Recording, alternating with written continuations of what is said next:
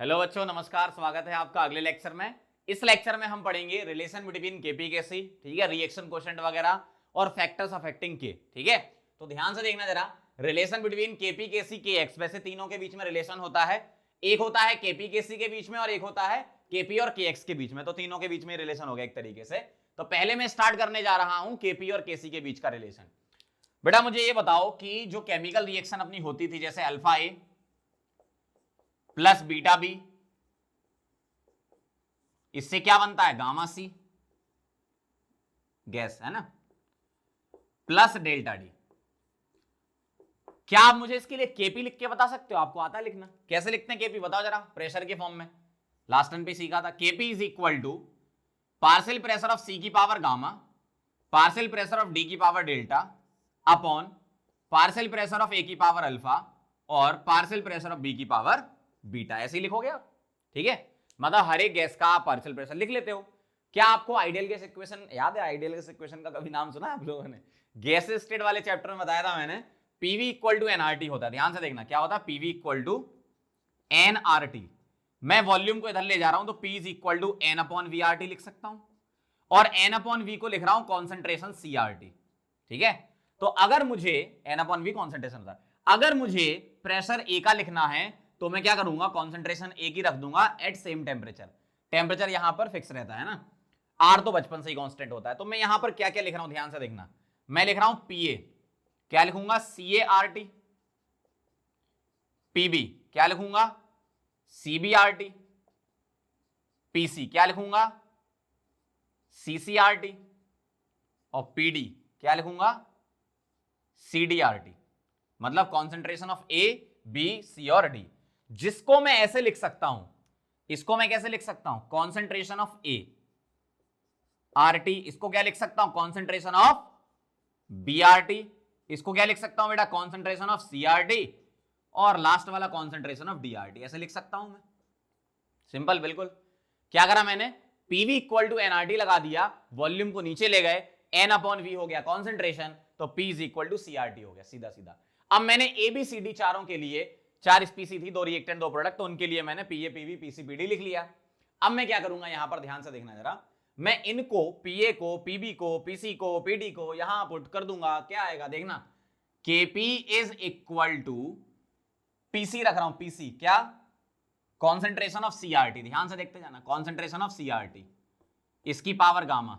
इसी तरीके से अगला रख दूं कॉन्सेंट्रेशन ऑफ डीआरटी, इसकी पावर डेल्टा।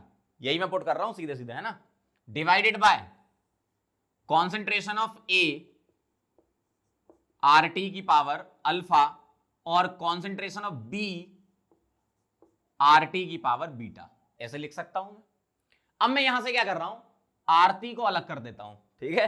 तो यहां से अपन ने आर और टी को अलग कर दिया, तो क्या आएगा, सी की पावर गामा, डी की पावर डेल्टा अपॉन ए की पावर अल्फा और B to the power beta, और आर टी की पावर गामा प्लस डेल्टा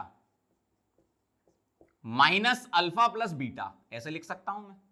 अब जरा गौर से देखो, ये क्या बन गया, ये क्या बन गया बेटा, ये बन गया आपका केसी। क्या बन गया, केसी।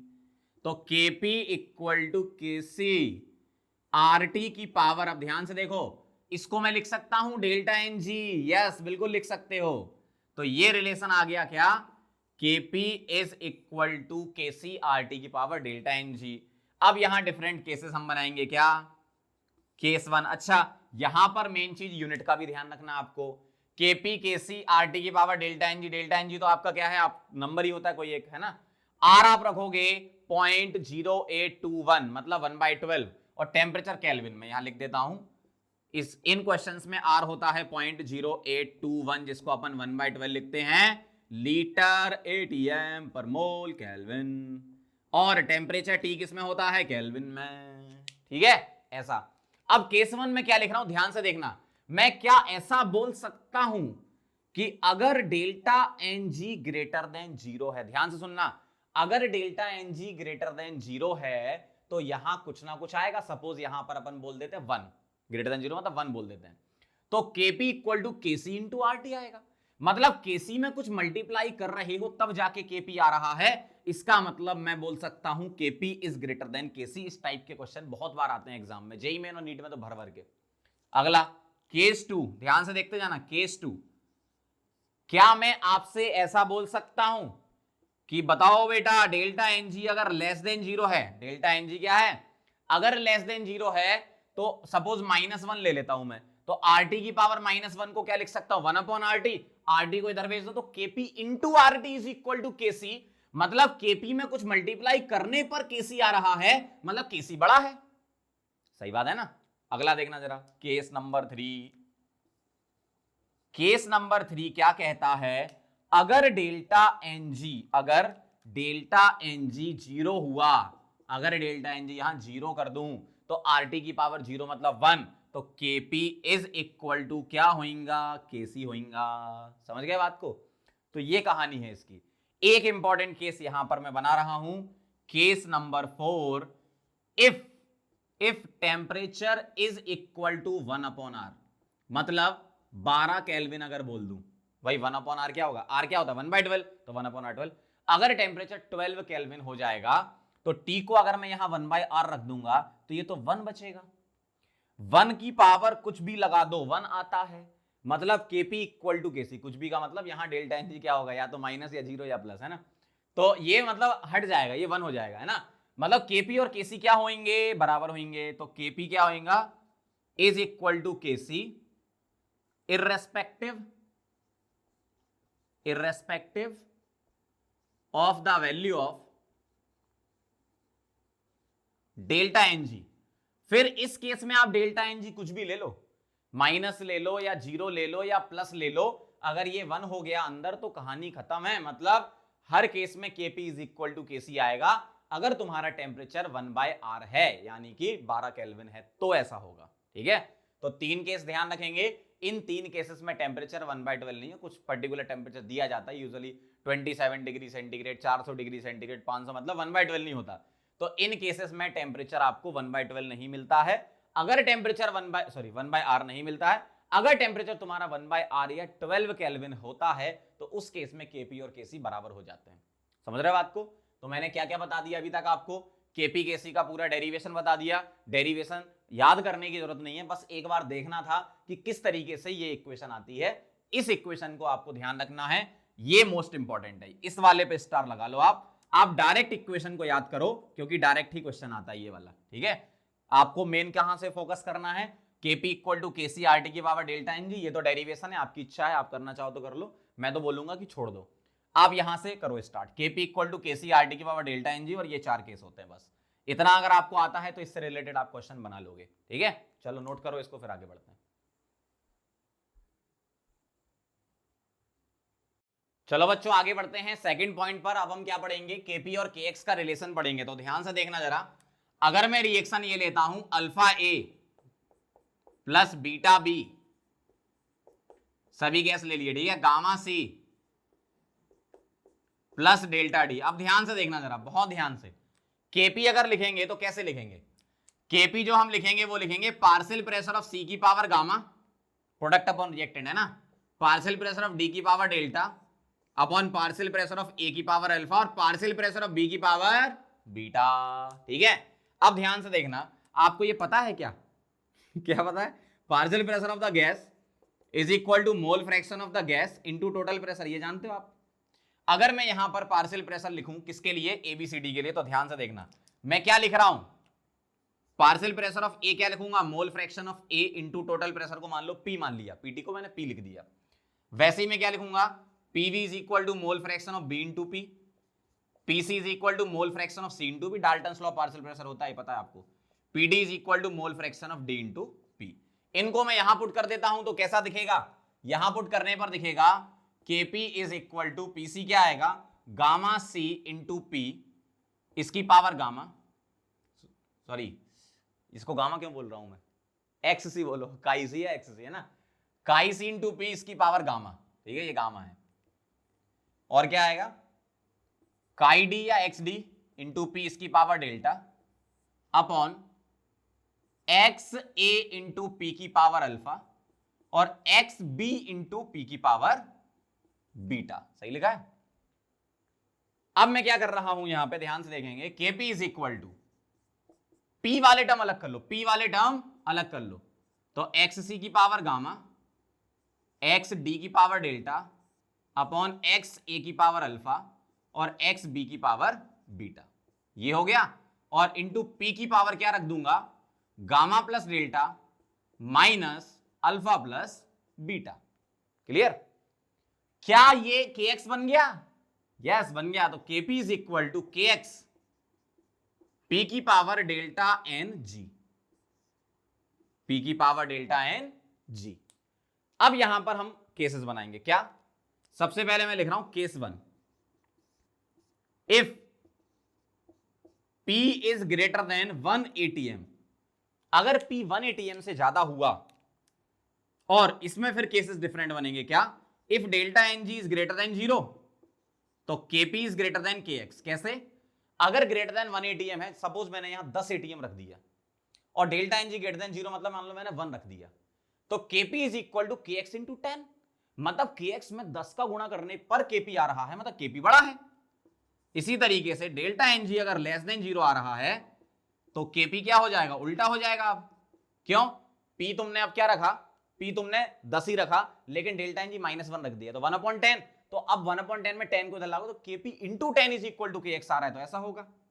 तीसरा, अगर डेल्टा एन जी तुम्हारा इक्वल टू 0 हुआ, डेल्टा एन जी तुम्हारा इक्वल टू 0 हुआ, मतलब ये 1 बन जाएगा आपका पूरा, तो केपी इज इक्वल टू क्या होगा, के एक्स होगा। ठीक है? इस तरीके से।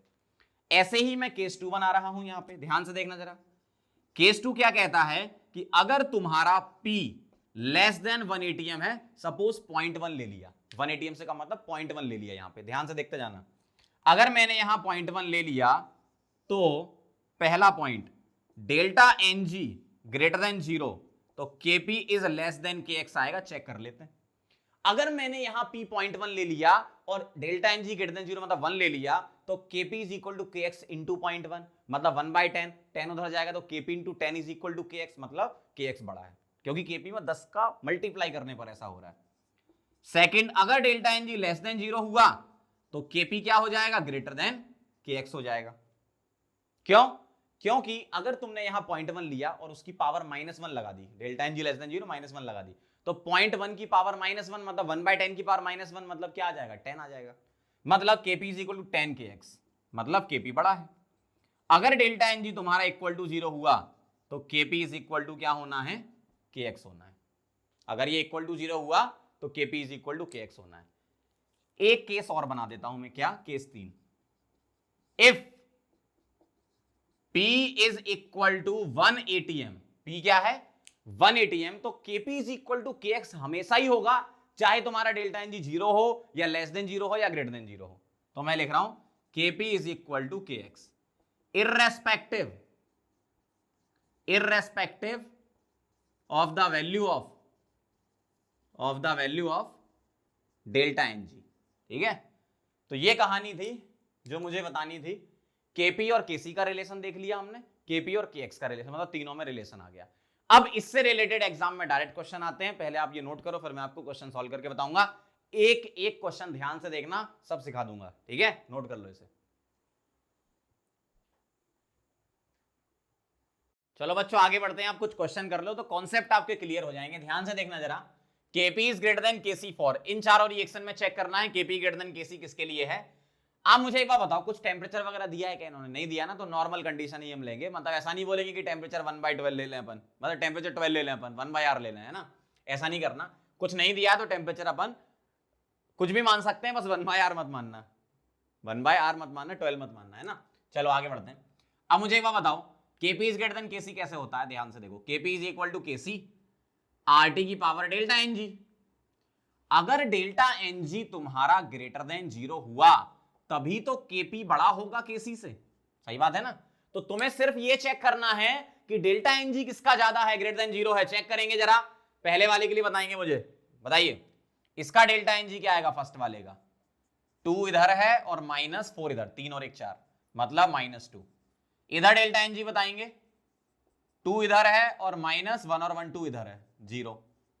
इसका डेल्टा एनजी बताएंगे, 2 इधर है और इधर number of moles of reactant 3, तो -1। इधर डेल्टा एन जी बताएंगे, 2 इधर है राइट साइड और इधर 1, मतलब 1। तो delta N G greater than 0 किस में आ रहा है? ढोलकपुर। आंसर समझ गए बात को। अगला सवाल आपके सामने, ध्यान से देखो। CO प्लस Cl2 क्या बन रहा है? COCl2। Find Kc by Kp। मुझे एक बात बताना, Kp इज इक्वल टू क्या होता है? Kc RT की पावर क्या? Delta Ng। मुझे निकालना है Kc बाय Kp, ना कि Kp बाय Kc। क्या निकालना है? Kc by Kp। तो इसको यहां ले जाओ, तो 1/RT। डेल्टा Ng बता देना इसका कितना है। इसका डेल्टा Ng कितना? इधर 1 है, इधर 2 है, तो डेल्टा Ng क्या आ गया? 1 - 2, मतलब -1। ठीक है, तो डेल्टा Ng -1, तो Kc बाय Kp। तो Kc बाय Kp का फाइनल आंसर क्या लिखेंगे? Kc by Kp is equal to RT। क्या लिखेंगे? RT, ऐसे। अगला सवाल, find temperature in kelvin when Kp by Kc is equal to 3। ये इनकी यूनिट दे रखी है इन्होंने फॉर दिस। अच्छा, डेल्टा Ng निकालना जरा कितना है, या तो आप यूनिट से देख लो या यहां से निकाल ही लो। 2 - 1 क्या आएगा? 1। तो डेल्टा Ng 1 आ गया। देखो जरा, Kp is equal to Kc RT की पावर डेल्टा Ng, मतलब 1 रख दिया। Kp Kp Kc Kc Kp by Kc is equal to RT, और ये कितना है? 3 है, तो 3 इज इक्वल टू R को R ही रखा रहने दो, है ना, इसी के फॉर्म में निकाल लेना। R इंटू T, तो T इज इक्वल टू क्या आ गया? 3/R। और R को हम कितना रखते हैं? 1/12, तो 36 के आसपास आएगा, है ना। 3/R लिख दिया मैंने केल्विन में। ओके, ऐसे करना है। अगला देखो, the Kp for the reaction at 191 degree centigrade is 1.24। Find Kc। तो आप मुझे बताओ Kp इज इक्वल टू क्या होता है? Kc RT की पावर क्या? Delta Ng। अरे भैया बहुत आसान है, देखो सभी क्वेश्चन में अपन ने एक ही फॉर्मूला तो लगाया है। अगर इतना ही नहीं सीख पाओगे तो क्या सीखोगे जिंदगी में, है ना। Kp is equal to Kc RT की पावर डेल्टा Ng, और डेल्टा Ng तुम यहां से निकाल लो। इधर कितना है? 1 माइनस, ध्यान देना जरा, यहां सॉलिड है, ये सॉलिड है, इसको छोड़ देना, सिर्फ गैस के लेते हैं, मतलब -3/2, तो आ गया -1/2। तो क्या लिखूंगा यहां पे? Kp for the reaction 1.24, Kc निकालने का है, R को R रखा रहने दो, टेम्परेचर को पुट कर देते 191 प्लस 273, 4 6 4 464, तो R इंटू 464 की पावर -1/2। ठीक है, तो मैं क्या लिख सकता हूं? Kc इज इक्वल टू -1/2 को इधर लाओगे तो +1/2, तो 1.24 √ 464 R is the final answer. ठीक है, बाकी आप R की वैल्यू पुट करके निकाल सकते हो, √ वगैरह। समझ गए बात को? कॉन्सेप्ट सिखा रहा हूं मैं आपको कैसे लगाना है। Kp is equal to Kc RT की पावर क्या लगाना है? Delta Ng। मेन कहानी डेल्टा Ng, ध्यान रखना, कई लोग यहां गलती करते थे, इसको भी ले लेते। तो सॉलिड है ना बेटा, क्या है ये? सॉलिड है। सॉलिड को नहीं लेना, किसको लेना है? गैस को लेना है। ठीक है, चलो इसको नोट करो, फिर आगे बढ़ते हैं।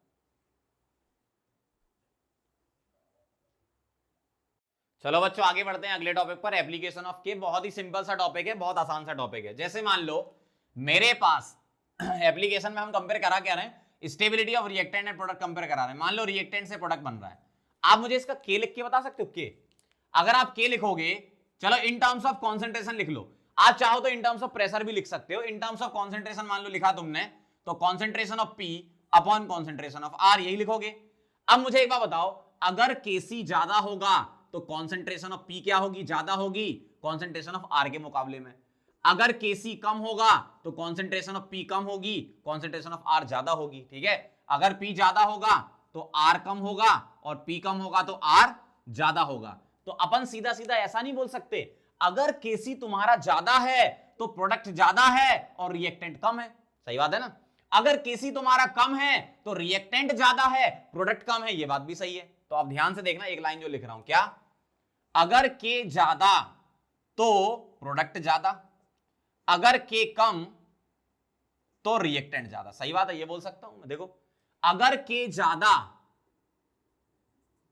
तो प्रोडक्ट ज्यादा, अगर के कम तो रिएक्टेंट ज्यादा, यही बात है ना।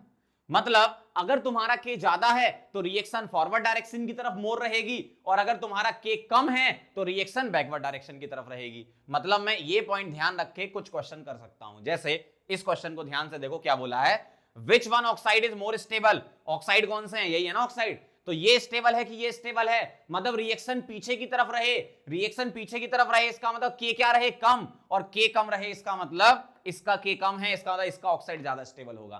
तो मैं यहां क्या लिख रहा हूं, K1 क्या है, बड़ा है, K2 क्या है, छोटा है, K2 छोटा है इसलिए रिएक्शन बैकवर्ड रहेगी ज्यादा इस वाले के मुकाबले, तो XO2 is greater then XO। ये वाली बात समझे कि नहीं, बहुत सिंपल सी चीज है, ध्यान से फटाफट देखो। अगर K ज्यादा है तो प्रोडक्ट स्टेबल, अगर K कम है तो रिएक्टेंट स्टेबल, ऐसी बात लिख दूं मैं, चलो ठीक है ये भी लिख देते हैं। अगर K ज्यादा है तो प्रोडक्ट स्टेबल, प्रोडक्ट स्टेबल, ये वाली बात समझ में आई।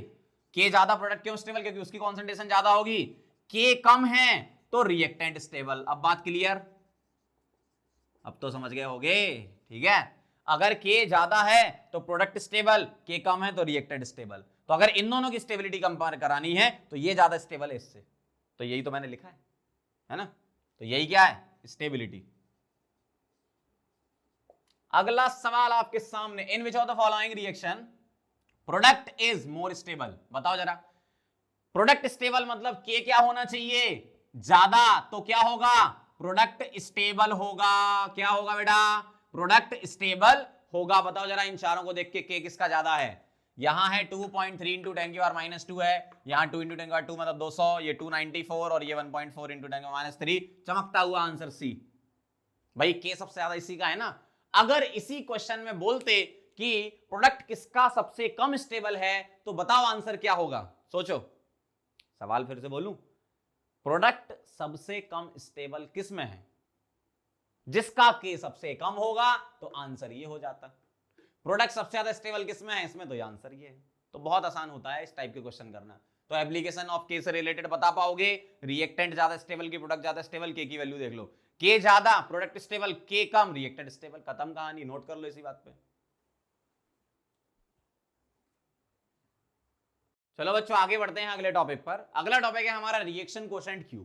रिएक्शन कोशेंट Q हम क्यों पढ़ते हैं, हम किसी भी रिएक्शन की डायरेक्शन को प्रेडिक्ट करने के लिए रिएक्शन कोशेंट पढ़ते हैं। अब ये रिएक्शन कोशेंट क्या होता है इसके बारे में लिखेंगे। Point number 1, we can write the ratio of concentration, या इसकी जगह आप प्रेशर यूज कर सकते हो, ratio of concentration of products या pressure of products to that of reactants at any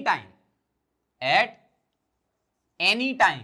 अब यहां पर इस वाली चीज को अंडरलाइन करके समझना बहुत जरूरी है। क्या ये एनी टाइम का मतलब क्या हुआ, एक तो टाइम होता है तुम्हारा इक्विलिब्रियम पर, इक्विलिब्रियम पर जब हम लिखते हैं तो उसे हम बोलते हैं इक्विलिब्रियम कांस्टेंट, जब भी हम रेशियो लिखते हैं।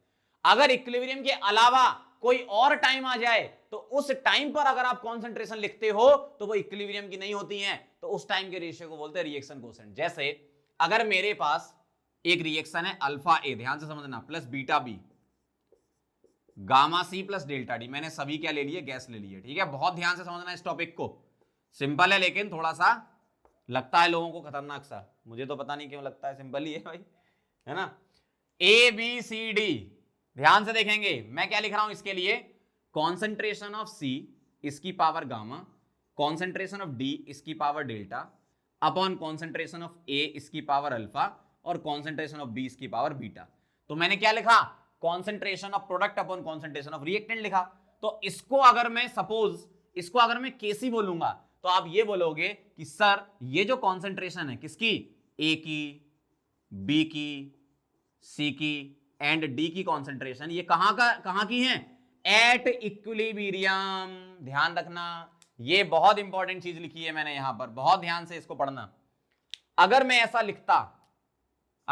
लिखता सी की कंसंट्रेशन की पावर गामा, डी की पावर डेल्टा, ए की पावर अल्फा बेटा और बी की पावर बेटा बीटा, ठीक है ऐसा, तो ये क्या आता, इसको मैं क्यू लिख रहा हूं, क्यूसी, इसको मैं क्यूसी लिख रहा हूं। तो यहां आप क्या बोलते, sir concentration of A B C and D ये नॉट एट इक्विलिब्रियम। भैया अब ध्यान देना यहां पर, अब घूम जाता माथा। भाई ए बी सी डी अगर इक्विलिब्रियम पर हैं तो वो रेशियो क्या कहलाएगा, रिएक्शन का अगर इक्विलिब्रियम पर है तो वो इक्विलिब्रियम कांस्टेंट कहलाएगा, और इक्विलिब्रियम पर नहीं है तो रिएक्शन कोशेंट कहलाएगा। बहुत ध्यान से, एक बार फिर बोल रहा हूं, ध्यान से कान खोल के सुन लो। अगर मैंने रेशियो लिखा और ये कॉन्सेंट्रेशन मैंने बोल दी इक्विलिब्रियम की, तो इसी रेशियो का नाम होता है केसी। अगर मैंने यहां पर कॉन्सेंट्रेशन बोल दी इक्विलिब्रियम की नहीं है, किसी भी टाइम की है, हमारी इच्छा है कभी की है, इक्विलिब्रियम की नहीं है, तो इस रेशियो का नाम है क्यूसी। अगर मैं ये प्रेशर के फॉर्म में लिखता तो यहां केपी कर देता, ये प्रेशर के फॉर्म में लिखता तो यहां क्यूपी कर देता। ठीक है, तो केसी को हम केपी की जगह रिप्लेस कर सकते हैं और क्यूसी को क्यूपी से, बस यहां कॉन्सेंट्रेशन क्या है, प्रेशर लिख देना, और वो प्रेशर ये वाला इक्विलिब्रियम पे होता और ये नॉट इक्विलिब्रियम पे। ठीक है, अब इसी की हेल्प से हम रिएक्शन की डायरेक्शन का प्रेडिक्शन करते हैं। तो 3 केस आ रहे हैं आपकी स्क्रीन पर, ये केस 1 केस 1 क्या कह रहा है, ध्यान से देखते जाओ, बहुत ध्यान से। केस 1 क्या कह रहा है, अगर QC is greater then KC, ध्यान से सुनना जरा, आपको इक्विलिब्रियम कांस्टेंट क्वेश्चन में गिवन रहता है, आपको कॉन्सेंट्रेशन भी पता रहती है किसी भी टाइम की, आपको QC निकालना है, कंपेयर कराना है, बस इतना काम है आपका। अगर मैं बोलूं आपसे QC is greater then KC, ठीक है, अगर QC बढ़ा तो ये कॉन्सेंट्रेशन ज्यादा और ये कम, सही बात है ना, अगर QC ज्यादा है तो ये ज्यादा है और ये कम है, अगर ये ज्यादा है तो इसे कम करना है, ये कम है तो इसको बढ़ाना है, बताना जरा। अगर C और D ज्यादा है, इसको कम करना है, तो रिएक्शन को कहां जाना होगा, बैकवर्ड डायरेक्शन। तो QC is greater then KC मतलब reaction will proceed in backward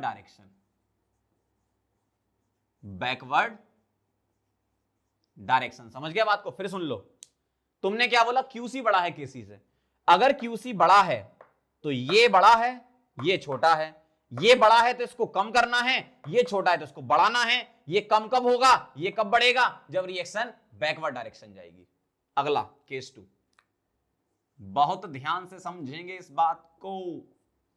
अगर मैं ऐसा बोलता हूं, कैसा, ऐसा, QC is less then KC, QC छोटा है तो ये कम है, ये ज्यादा है, ये ज्यादा है तो इसे कम करना है, ये कम है तो इसको बढ़ाना है, मतलब फॉरवर्ड डायरेक्शन में ले जाना है, मतलब रिएक्शन विल प्रोसीड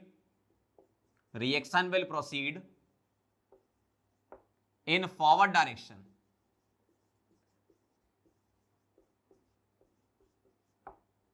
अगर दोनों बराबर हैं तो क्या हो जाएगा सर, अगर दोनों बराबर हैं तो सर क्या हो जाएगा, अगर QC और KC बराबर हो जाएं तो बोलेंगे रिएक्शन कहीं नहीं जाएगी, रिएक्शन कहां है, एट इक्विलिब्रियम है, रिएक्शन एट इक्विलिब्रियम है, ना फॉरवर्ड जाएगी ना बैकवर्ड जाएगी। ठीक है, तो रिएक्शन कहां है, इक्विलिब्रियम पर, ऐसा नहीं कि फॉरवर्ड ही होती रहेगी भाई। हम इक्विलिब्रियम का मतलब क्या बोलते हैं, rate of forward reaction is equal to rate of backward reaction.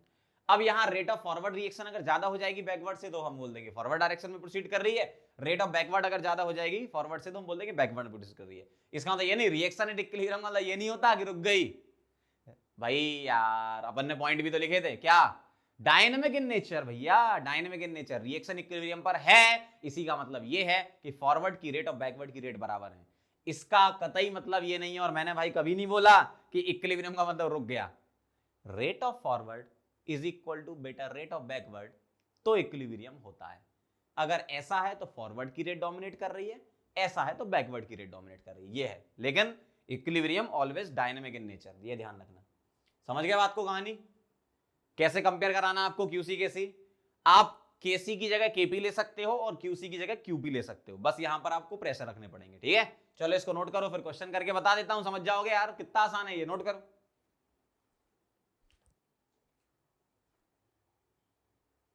चलो बच्चों तो आगे बढ़े, 2 सवाल कॉन्सेप्ट कमाल करते हैं, देखो ध्यान से क्या कह रहे हैं इसमें।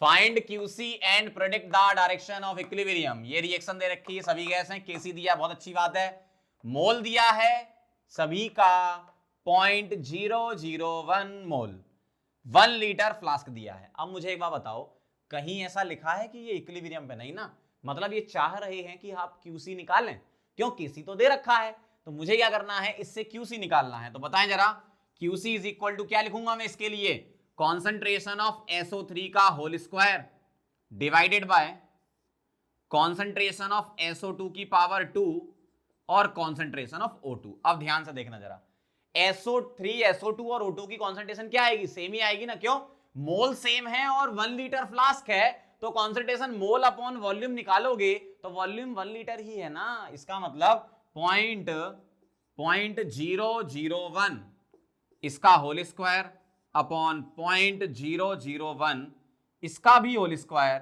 और इंटू 0.001, ठीक है, ये और ये गया, ये आया आपका 1000, तो QC आया 1000, KC है 278, तो QC is greater then KC। अगर QC बड़ा होता है तो प्रोडक्ट ज्यादा, रिएक्टेड कम होता है तो रिएक्शन बैकवर्ड डायरेक्शन में जाती है, तो रिएक्शन किस तरफ जाएगी, बैकवर्ड डायरेक्शन, बैकवर्ड डायरेक्शन, सीधी सी बात, नो बकवास, ठीक है। अगला सवाल, मैं आपको QP और KP वाला भी एक बार बता देता हूं, सेम ऐसा ही है, देखो ये आपको दे रखे हैं गैसेस, KP दे रखा है इतना, if NOBr, NO and Br2 are mixed having partial pressure 0.5, 0.4 and 2 atm respectively, ठीक है, predict the direction of the equilibrium, बहुत आसान, आप QP निकालो, QP कैसे लिखोगे, partial pressure of NO into partial pressure of Br2 की power 1/2 upon partial pressure of NOBr, put कर दें, NO का कितना है, NO का 0.4,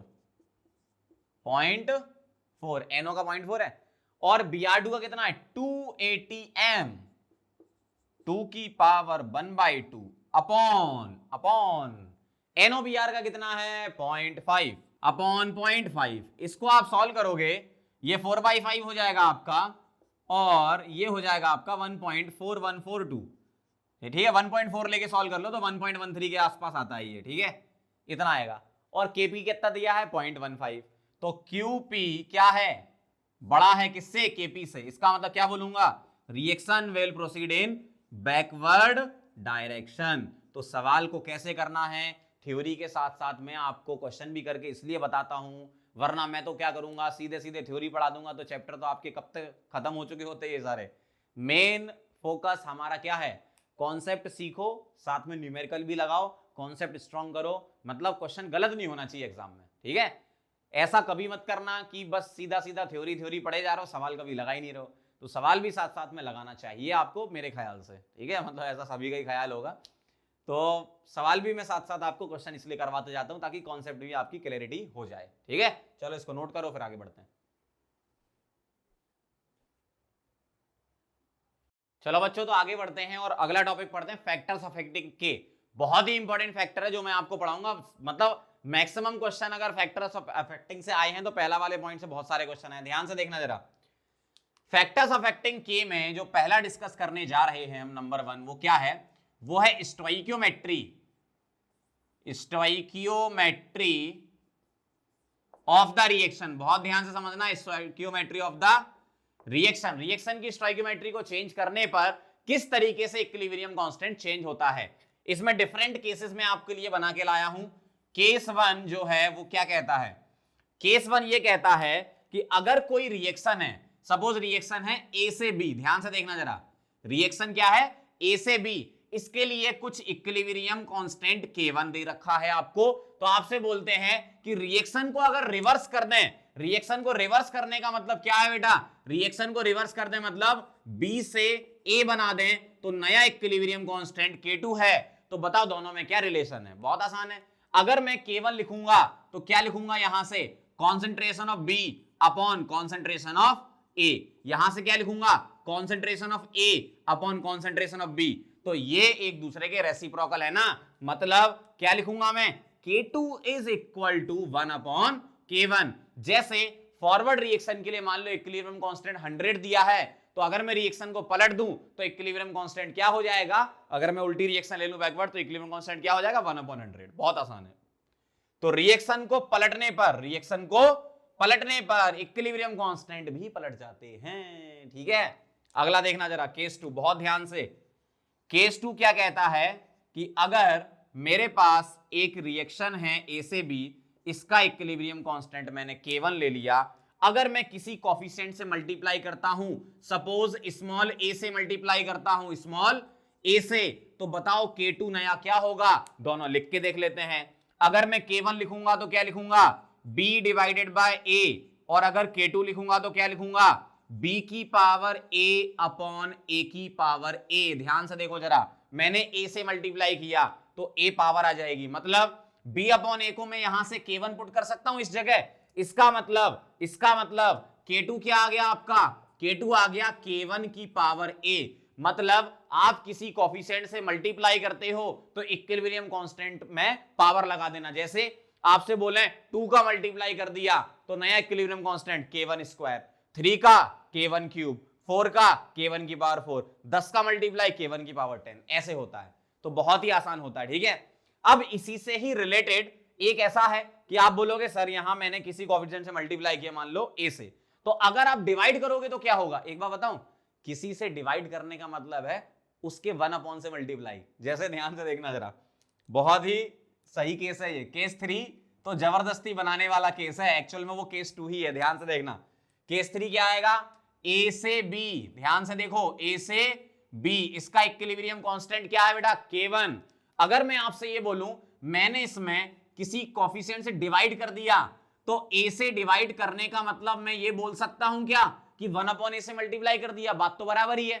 A से डिवाइड करना मतलब 1 अपॉन A से मल्टीप्लाई करना। तो ध्यान से देखना जरा, K1 क्या आएगा, B अपॉन A, K2 क्या आएगा, B की power 1 by A upon A की पावर 1 बाय A। मैं यहां से B अपॉन A की होल पावर 1 बाय A लिख सकता हूं और B अपॉन A यहां से उठा के K1 को यहां रख दूंगा तो K2 आ जाएगा। क्या आ जाएगा, K1 की पावर 1 बाय A। तो ध्यान से देखो, अगर किसी कोफिशिएंट से डिवाइड करते हो तो यहां पर भी कोफिशिएंट से डिवाइड होगा 1 अपॉन, या आप दोनों केस कंपेयर करा लो, A से मल्टीप्लाई करना मतलब पावर A लगाना, 1 बाय A से मल्टीप्लाई करना मतलब पावर 1 बाय A लगाना। तो केस 2 केस 3 एक तरीके से सेम ही तो हो गए। अगर मैं तुमसे बोलता हूं कि मैंने 2 से डिवाइड कर दिया तो क्या मैं ऐसा बोल सकता हूं कि 1/2 से मल्टीप्लाई कर दिया, बिल्कुल सही बात है। 1/2 से मल्टीप्लाई यहां किया तो पावर में भी 1/2 लगा देना। अगर 3 से डिवाइड किया तो 1/3 से मल्टीप्लाई किया तो पावर 1/3। अगर 4 से डिवाइड किया तो 1/4 से मल्टीप्लाई किया तो पावर 1/4। समझ रहे हो क्या कहना चाह रहा हूं, बहुत बढ़िया। चलो आगे बढ़ते हैं केस 4 पे, समझदार तो हो काफी। केस 4 में क्या करना है, ध्यान से देखना जरा। अगर मैं आपसे बोलता हूं एक रिएक्शन है A से B, इसका इक्विलिब्रियम कांस्टेंट K1 है, एक है C से D, इसका इक्विलिब्रियम कांस्टेंट K2 है, तो बताओ A plus C gives B plus D, इसके लिए इक्विलिब्रियम कांस्टेंट K3 का रिलेशन क्या होगा। अगर मैं यहां से K1 लिखता हूं तो क्या लिखूंगा, B अपॉन A, अगर K2 लिखता हूं तो D डिवाइडेड बाय C, अगर मैं K3 लिखूंगा, K3 तो ध्यान से देखना BD अपॉन AC, क्या लिखूंगा, BD अपॉन A और C। अब ध्यान से देखो जरा, B अपॉन A, इसको K1 लिख सकता हूं, D अपॉन C इसको K2 लिख सकता हूं, तो क्या लिख सकता हूं, K3 इज इक्वल टू क्या बोल दूंगा, K1 इंटू K2। मतलब रिएक्शन को ऐड करने पर इक्विलिब्रियम कांस्टेंट मल्टीप्लाई होते हैं। ध्यान रखना, रिएक्शन को ऐड करने पर इक्विलिब्रियम कांस्टेंट मल्टीप्लाई होते हैं। अब अगर कोई आपसे ऐसा बोल दे कि इन दो रिएक्शन को माइनस करा, माइनस का मतलब दूसरे वाले को रिवर्स करके ऐड करा, सीधी सी बात है।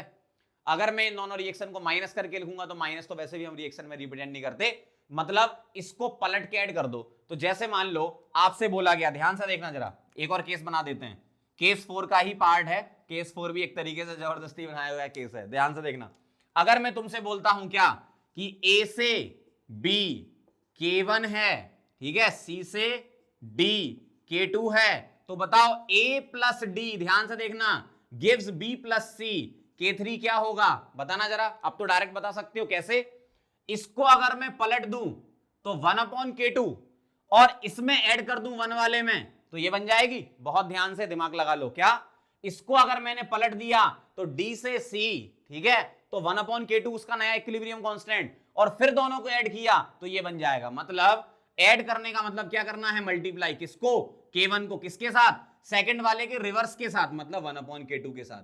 तो एक तरीके से क्या आ गया, K1/K2 आ गया। अब यही सारी चीजें आपको अप्लाई करनी पड़ेंगी। एक बार फिर से रिवाइज करा रहा हूं सारे केसेस। केस 1 में क्या बोला था, रिएक्शन पलट दो, इक्विलिब्रियम कांस्टेंट 1 अपॉन में आ जाएगा। केस 2 में क्या बोला, किसी कोएफिशिएंट से मल्टीप्लाई कर दो तो जो इक्विलिब्रियम कांस्टेंट है उसमें पावर लगा देना, 2 से मल्टीप्लाई किया स्क्वायर कर दो, 3 से क्यूब कर दो, इस तरीके से। अगर किसी कोएफिशिएंट से डिवाइड करते हो मतलब उसके 1 से मल्टीप्लाई करते हो, तो 2 से डिवाइड करना मतलब 1/2 से मल्टीप्लाई करना, तो जिससे भी डिवाइड कर रहे हो उसमें पावर 1 में लगाओगे। दो रिएक्शन को ऐड करना है, इक्विलिब्रियम कांस्टेंट मल्टीप्लाई करना है, कितना बढ़िया बन गया। दो रिएक्शन को ऐड करना है, इक्विलिब्रियम कांस्टेंट मल्टीप्लाई करना है, वाह। रिएक्शन को रिवर्स करके ऐड करना है, इक्विलिब्रियम कांस्टेंट डिवाइड करना है, वाह क्या बात है। ठीक है, तो बहुत ही आसान तरीके से मैंने आपको बता दिया। अब इसी को ही हम अप्लाई करेंगे न्यूमेरिकल्स में। पहले आप ये नोट करो, फिर मैं आपको न्यूमेरिकल करके बताता हूं। चलो बच्चों आगे बढ़ते हैं और कुछ न्यूमेरिकल कर लेते हैं इसके, तो आपको प्रैक्टिस हो जाएगी। ध्यान से देखना जरा, इस वाली इक्वेशन को देखो और इस वाली इक्वेशन को देखो, क्या हो रहा है इसमें। आपको निकालना क्या, आपको K2 निकालना ना K1 के टर्म में, तो मुझे ये रिएक्शन बनानी है। ठीक है, तो ये अपनी मास्टर रिएक्शन हो गई, ये बनानी है। किससे बनानी है, इससे बनानी है। तो ऐसा क्या करें इसमें कि ये बन जाए, तो आप क्या करो 2 से डिवाइड कर दो। किससे, जैसे आप 2 से डिवाइड करोगे, या आप यूं बोल सकते हो कि 1/2 से मल्टीप्लाई करोगे तो ये बन जाएगी। इसका मतलब जो K2 आएगा वो क्या आएगा, K1 की पावर 1/2 से मल्टीप्लाई किया ना, तो √K1 आ जाएगा। इसी तरीके से अगला वाला क्वेश्चन देखेंगे, बिल्कुल सिमिलर ऐसा ही है। आपको K2 निकालना है, मतलब ये आपकी मास्टर रिएक्शन हो गई with the help of this reaction. ठीक है, तो आप क्या करोगे, ध्यान से देखो जरा। पहली बात तो यहां HI लेफ्ट साइड आ रहा है, यहां HI राइट साइड आ रहा है, तो इसको तुम लेफ्ट ले आओ। जैसे ही तुम इसको लेफ्ट लाओगे तो तुम्हें क्या करना पड़ेगा, रिवर्स। ठीक है, रिवर्स करोगे तो कैसा दिखेगा, HI लेफ्ट साइड, H2 और I2 राइट साइड। अब HI अगर लेफ्ट साइड है तो उसका कोफिशिएंट 1 है, इधर कोफिशिएंट 2 है, तो आप एक काम करो, इसको पलट के 2 से मल्टीप्लाई कर दो। तो ध्यान से देखो मैं क्या कर रहा हूं, पहले तो मैं इसको पलट रहा हूं, किसको, इसको। तो इसको अगर पलटूंगा तो क्या आ जाएगा, 1/K1। क्लियर, इसको रिवर्स करना है, ध्यान से सुनना क्या बोल रहा हूं, इसको रिवर्स करना है तो 1/K1, और जैसे ही तुमने रिवर्स किया उसके बाद तुम्हें 2 से मल्टीप्लाई करना है। क्यों, यहां पे कोफिशिएंट 2 चाहिए, इसका मतलब 2 से मल्टीप्लाई करने का मतलब उसकी पावर, तो 1/K1 का होल स्क्वायर, ये आएगा आंसर। अगला क्वेश्चन ध्यान से देखना, ये K2 निकालना है, मास्टर रिएक्शन हो गई। किससे निकालना है मुझे, पहली वाली की हेल्प से। तो ध्यान से देखो क्या करना है, पहली बात मुझे SO3 लेफ्ट साइड चाहिए और कोफिशिएंट 1 चाहिए। यहां SO3 राइट साइड है और कोफिशिएंट 2 है, तो इसको पलट के 2 से डिवाइड दे दो ना। फिर सुनना जरा, इसको पलट दो और 2 से डिवाइड कर दो, ये बन जाएगी। थोड़ा सा दिमाग अब आपको लगाना है। इसको मैंने रिवर्स कर दिया तो SO3 लेफ्ट साइड आ जाएगा, SO2 O2 राइट साइड आ जाएगा, और 2 से डिवाइड करते ही मेरा आंसर आ जाएगा। मतलब इसको पलटा, मतलब 1/K1, और 2 से डिवाइड किया, क्या किया, डिवाइड किया। डिवाइड करने का मतलब क्या होता है, 2 से डिवाइड मतलब अंडर लगाना है, 1/2। ठीक है, अब जो वैल्यू दे रखी है वो पुट कर दो, आंसर आ जाएगा। तो K2 क्या आ गया, 1/278 इज द आंसर। अगला देखना जरा ध्यान से, A से B का K1 दिया है, B से C का K2 दिया है, C से D का K3 दिया है, और ये तुम्हारी हो गई मास्टर रिएक्शन। A से D का K4 निकालना है, A से D का निकालना है, तो एक काम करो तीनों को ऐड कर दो, आ जाएगा आंसर। देखो इसको और इसको ऐड करोगे तो A plus B plus C gives B plus C plus D, BC cut जाएगा, AD बचेगा। मतलब तीनों को ऐड कर दो, इसका मतलब K4 क्या लिखो, K1 into K2 into K3, तो ये क्या आ जाएगा, 2 इंटू 4 इंटू 6। ठीक है, कितना आ गया ये, 48। इस तरीके से आपको एग्जाम में अप्रोच करना है। आप मास्टर रिएक्शन देख लो किसके लिए तुम्हें निकालना है, with the help of given reaction. ठीक है, चलो इसको नोट करो, फिर और क्वेश्चन करते हैं, लिख लो इसे।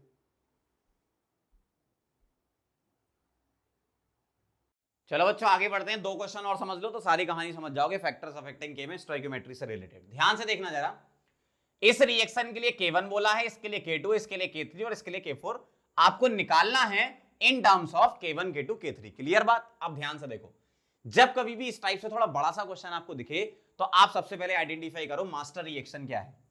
तो मास्टर रिएक्शन ये है, मतलब मुझे इन तीनों की हेल्प से ये वाली बनानी है, सही है ना, इन तीनों की हेल्प से ये बनानी है। कैसे बनाएंगे, एक छोटी सी ट्रिक बता देता हूं आपको। जो स्पीसी या जो कंपाउंड कम बार आ रहा है, मतलब जो लेस नंबर ऑफ टाइम आ रहा है, मतलब कम बार आ रहा है, उसके बारे में सोचो। जैसे आप इनको गौर से देखो, N2H2 ammonia, N2O2 NO, H2O2 water, मतलब अमोनिया एक ही बार आ रहा है इन तीनों रिएक्शन में, अमोनिया एक बार ही आ रहा है इन तीनों रिएक्शन में, तो अमोनिया को एडजस्ट किया जाए। कैसे, मास्टर रिएक्शन से मैच करा के, जैसे यहां अमोनिया 2 मोल थे इस तरफ राइट साइड, जबकि मुझे 2 मोल लेफ्ट साइड चाहिए, मतलब इसको रिवर्स करना है। तो मैं इक्वेशन नंबर 1, 2, 3 और 4 लिख रहा हूं और इक्वेशन के अकॉर्डिंग मैं आपको बताते जाऊंगा। क्या 1 वाले को रिवर्स करना है, मतलब 1 अपॉन, रिवर्स करने का मतलब 1 अपॉन लिख रहा हूं। तो अमोनिया लेफ्ट साइड आ गया। अब देखो जरा NO कहां कहां आ रहा है, NO, क्योंकि O2 तो मेरे पास 2 बार आ रहा है।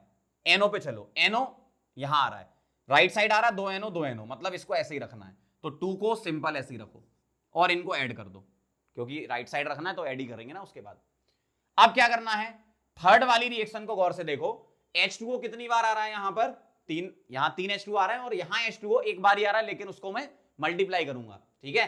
तो यहां 3 से मल्टीप्लाई कर दो, किसमें, थर्ड वाली इक्वेशन में। तो थर्ड वाली इक्वेशन में 3 से मल्टीप्लाई करना है और ऐड कर दो, तो इक्वेशन नंबर 4 बन जाएगी। अब आप सोच लो आराम से, काम हो गया। ठीक है, ध्यान से देखो जरा, मैंने क्या करा, अमोनिया एक बार आ रहा था, मतलब आप ये मत बोलना सर 2 मोल आ रहे, मतलब रिएक्शन में एक बार आ रहा है, ऐसा बोल रहा हूं। इन सभी रिएक्शन में एक ही बार अमोनिया आ रहा है, तो इसको मैंने मैनेज किया कैसे, यहां अमोनिया राइट साइड 2 मोल थे, जबकि मास्टर रिएक्शन में 2 मोल लेफ्ट साइड चाहिए थे, तो इसको पलटना था, तो 1 अपॉन कर दिया। सेकंड वाली रिएक्शन में 2 NO आ रहे थे, ठीक है। यहां मैंने O2 क्यों छोड़ दिया, क्योंकि O2 यहां पर आप अगर करोगे O2 मैनेज, तो O2 को 2 बार मैनेज करना पड़ेगा। क्यों, इधर भी O2 आ रहा है, इधर भी O2, तो वो ऑटोमेटिक एडजस्ट हो जाएगा, आप उसकी टेंशन मत लो। आप तो सिर्फ उनको एडजस्ट करो जो कम बार आ रहे हैं, जो ज्यादा बार आ रहे हैं वो ऑटोमेटिक मैनेज हो जाएंगे, उसकी आपको टेंशन नहीं लेनी। अब देखना जरा, अमोनिया मैनेज हो गया था मुझसे, O2 मैंने नहीं किया, NO पे चला मैं। NO पे चले तो NO यहां पर राइट साइड 2 मोल आ रहे हैं, यहां राइट साइड 2 मोल आ रहे हैं, बस ठीक है, इसको ऐसे ही रखना है।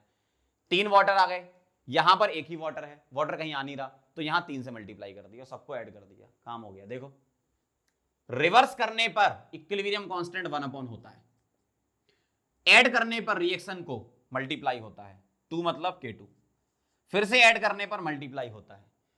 3 में 3 से मल्टीप्लाई किया, तो मल्टीप्लाई करने पर इक्विलिब्रियम कांस्टेंट का क्यूब होता है, is equal to K4, final answer. तो K4 इज इक्वल टू क्या आ गया, K2 K3 का क्यूब डिवाइडेड बाय K1। ऐसे करना है, एग्जाम में बहुत जल्दी हो जाएगा, ठीक है। जैसे ये आ जाओ, जो मैंने यहां सिखाया उसको यहां अप्लाई करते हैं। मास्टर रिएक्शन ये K3 चाहिए, ठीक है। यहां क्या आ रहा है, NO2, NO2 यहां कितनी बार आ रहा है, सिर्फ एक ही बार आ रहा है, राइट साइड, और वो भी 2 मोल। तो मैं इसको पलटूंगा और 2 से डिवाइड करूंगा, मैं इसको पलट के 2 से डिवाइड करूंगा। तो मैं इक्वेशन नंबर 1 बोल रहा हूं, 2 बोल रहा हूं और ये 3 बोल रहा हूं। तो क्या कर रहा हूं मैं, 2 को पलट रहा हूं और डिवाइडेड बाई 2 कर रहा हूं, 2 को पलट के डिवाइड बाई 2। क्यों, मास्टर रिएक्शन में 1 मोल चाहिए था, यहां मैंने कर दिया ये काम। आगे बढ़े, N2 कितनी बार आ रहा है, यहां N2 है, इधर दोनों रिएक्शन में N2 कितनी बार आ रहा है, एक ही बार आ रहा है यहां पे। तो बस सिर्फ मैनेज कर लो, क्या, इसको राइट साइड भेजो, क्योंकि उधर लेफ्ट था, हमें मास्टर रिएक्शन में राइट चाहिए, तो इसको राइट साइड भेजो और 2 से डिवाइड कर दो, मतलब इसको पलट के 2 से डिवाइड कर दो। तो 1 वाली को पलटा, 1 वाली को पलटा, तो 1 अपॉन 1 और 2 से डिवाइड कर दिया, रिएक्शन को पलट के 2 से डिवाइड कर दिया, ठीक है। अब ऐड कर दो, इज इक्वल टू थर्ड बन जाएगी ऑटोमेटिक। O2 के बारे में टेंशन नहीं लेनी, O2 ऑटोमेटिक एडजस्ट हो गया, NO सब हो गया, वो भी कट गया, सब हो गया, है ना। तो जो कम बार आता है उसको मैनेज किया करो, ताकि आपके जो ज्यादा बार आ रहे हैं वो ऑटोमेटिक एडजस्ट हो जाएंगे। बहुत ध्यान से जो बात मैं बोल रहा हूं, जो स्पीसी या जो मॉलिक्यूल कम बार आ रहा है उसी को मैनेज कर लो, बाकी ऑटोमेटिक मैनेज हो जाएंगे।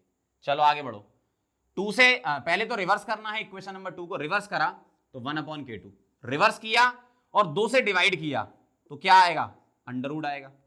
रिवर्स किया, 2 से डिवाइड किया तो अंडर रूट आएगा, प्लस का मतलब मल्टीप्लाई होता है। फर्स्ट वाले को रिवर्स किया और इसमें भी 2 से डिवाइड किया, मतलब 1/2 आएगा, इज इक्वल टू K3। तो K3 क्या आ गया आपका, 1 अपॉन K1 K2 का अंडर रूट। इस तरीके से फिर से समझ लो क्या किया, जब कभी भी आपको इस टाइप से 2 3 3 रिएक्शन 4 रिएक्शन ऐसी दे दी जाए, तो एक मास्टर रिएक्शन आप ले लो। भाई जरूरी नहीं कि यहां पर आप इसी को मास्टर मानो, आप किसी को भी मास्टर मान सकते हो, ऐसा भी है। क्यों, क्योंकि वो K1 K2 K3 K4 का ही रिलेशन आएगा ना। मैंने इसको मास्टर मान लिया क्योंकि इसके लिए पूछा है, ठीक है, जिसके लिए पूछा उसको मास्टर मान लो। अब जैसे यहां पर मैंने क्या दिमाग लगाया, अमोनिया राइट साइड 2 आ रहे थे, जबकि यहां अमोनिया लेफ्ट साइड 2 मोल आ रहे हैं, तो इसको पलटना था, तो मैंने 1 अपॉन K1 कर दिया।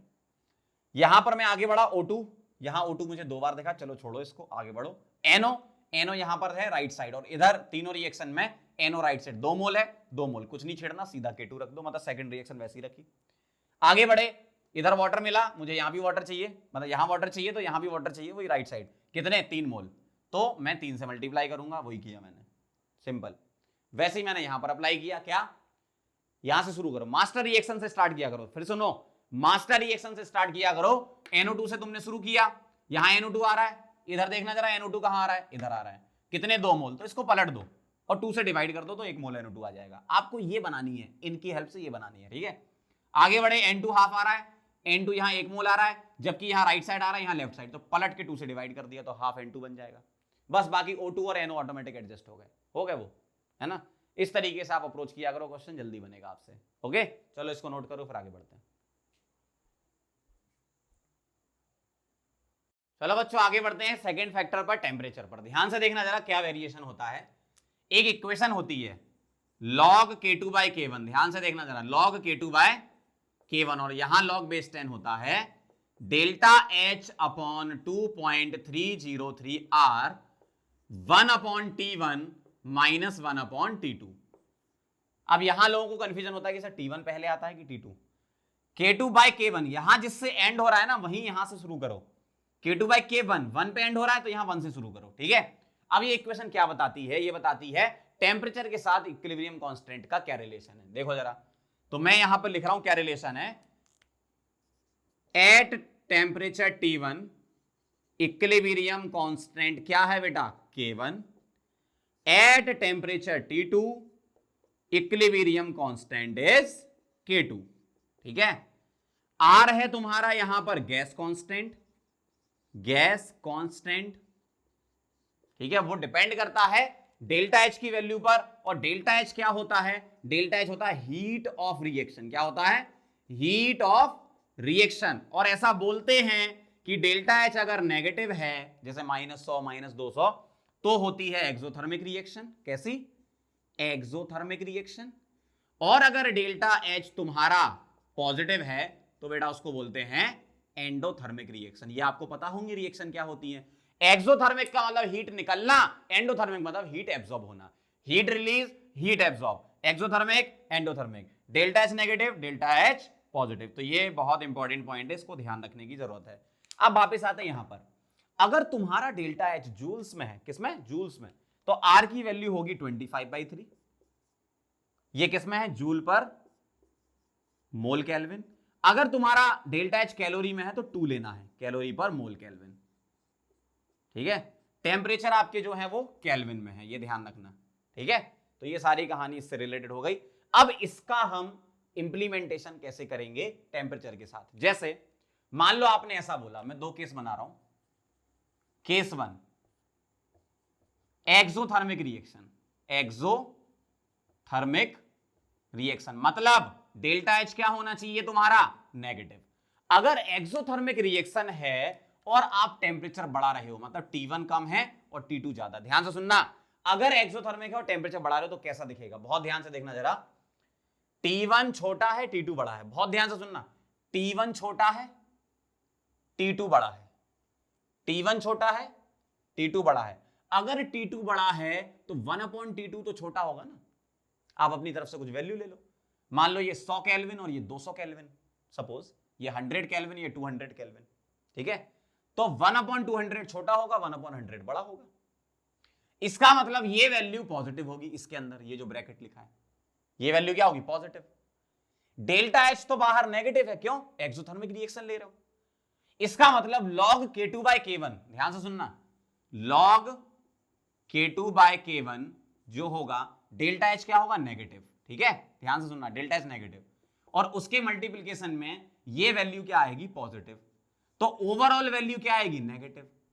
अब मुझे एक बात बताओ, log के अंदर K2 बाय K1, ठीक है, बेस 10 चल रहा है ना, log के अंदर K2 बाय K1 नेगेटिव कब निकलेगा, जब तुम्हारा न्यूमरेटर क्या हो, छोटा हो, और डिनोमिनेटर बेटा बड़ा हो जाए। मतलब K1 बड़ा होगा, K2 छोटा होगा, मतलब on increasing temperature, on increasing temperature equilibrium constant decreases, equilibrium constant decreases for exothermic reaction, ये भी ध्यान रखना है। एक बार और करेंगे दूसरे केस से, उसको भी समझो। देखो किसके लिए, एंडोथर्मिक रिएक्शन, ध्यान से समझना। एंडोथर्मिक रिएक्शन मतलब डेल्टा एच क्या होगा बेटा, पॉजिटिव होगा। अब यहां पर क्या आ गया, पॉजिटिव आ गया, तो log K2 बाय K1, ठीक है, T1 is less then T2, ये तो ध्यान रखनी है, टेम्परेचर बढ़ा रहे हैं। log K2 बाय K1 क्या, अब ये पॉजिटिव हो गया, और ब्रैकेट के अंदर तो पॉजिटिव निकल के आ ही रहा था टेम्परेचर बढ़ाने पर, तो अब ओवरऑल क्या आएगा, पॉजिटिव आएगा। तो अब बताना जरा, log K2 bye K1 positive आ रहा है, तो log के अंदर की वैल्यू पॉजिटिव कब निकल के आती है, जब 1 से ज्यादा बड़ी वैल्यू हो, मतलब K2 क्या होना चाहिए, बड़ा, और K1 क्या होना चाहिए, छोटा। कहानी खत्म। मतलब मैं क्या बोल दूं, मैं ऐसा लिख रहा हूं क्या, ऑन इंक्रीजिंग, ध्यान से देखना, on increasing temperature equilibrium constant increases. लेकिन किसमें एंडोथर्मिक रिएक्शन में, समझ गए बात को।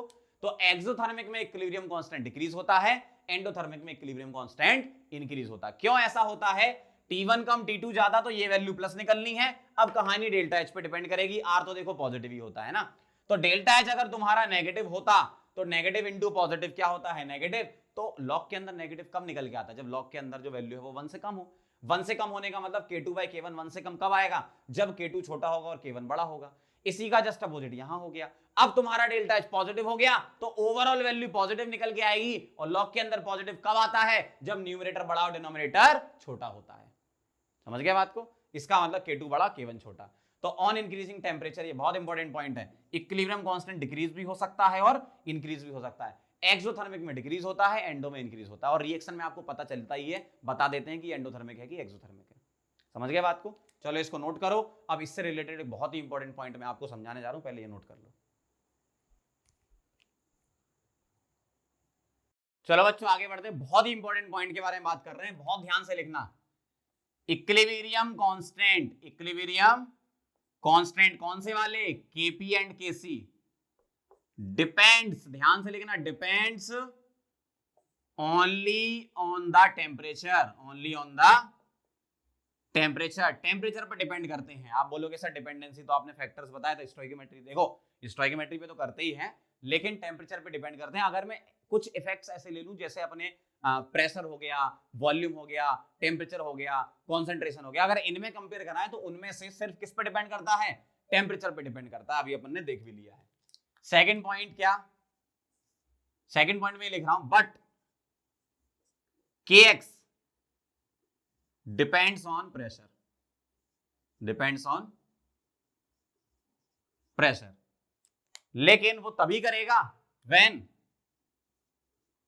डेल्टा Ng क्या हो, नॉट इक्वल टू 0, तभी Kx प्रेशर पे डिपेंड कर सकता है। जैसे मैं आपको समझा देता हूं, आराम से समझेंगे। मान लो मेरे पास लिखा PCl5, ध्यान से देखना जरा, PCl3 प्लस Cl2, गैस,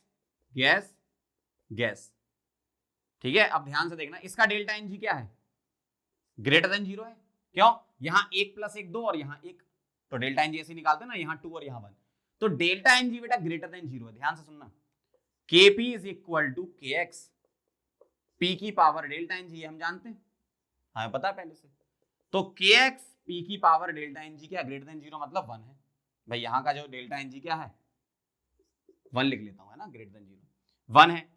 अब ध्यान से सुनना जरा, Kp तो इंडिपेंडेंट होता है भाई, Kp और Kc सिर्फ किस पे डिपेंड करते हैं, टेम्परेचर पे, प्रेशर पे डिपेंड नहीं करते। मतलब ये तुम्हारा कांस्टेंट है, ये क्या है तुम्हारा कांस्टेंट। तो क्या मैं ऐसे लिख सकता हूं कि Kx is inversely proportional to P, मतलब ऑन इंक्रीजिंग प्रेशर P बढ़ाएंगे तो Kx क्या होगा, कम होगा, P बढ़ाएंगे तो Kx क्या होगा, कम होगा। कब, जब डेल्टा Ng ग्रेटर देन 0 है। लेकिन अगर मैं इसी में एक एग्जांपल ऐसा ले लूं, ये मैंने सपोज इसको मैं A बोल देता हूं, पहला केस।